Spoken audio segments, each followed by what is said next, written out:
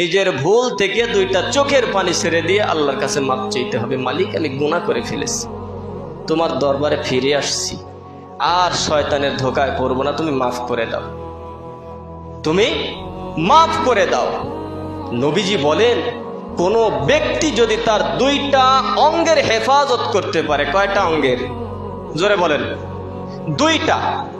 দুইটা অঙ্গের যদি সে নিজের জামিনদারি হইতে পারে, তাহলে আমি রাসূল তাকে জান্নাতে নিয়ে যাওয়ার জন্য জামিন হয়ে যাব। সুবহানাল্লাহ বলেন। নবীজি বলেন, তাকে আমি জান্নাতে নিয়ে যাওয়ার জন্য জামিন হয়ে যাব।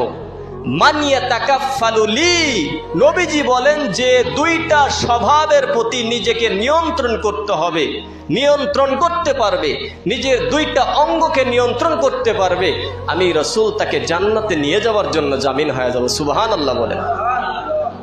এক নাম্বার হলো মা বাইনা লাহিয়াইহি, এক নাম্বার হলো দুইটা চলের মাঝখানে যে অঙ্গ আছে, ছোট্ট অঙ্গ জিহ্বা, এই জিহ্বাটারে যদি নিয়ন্ত্রণ করতে পারে।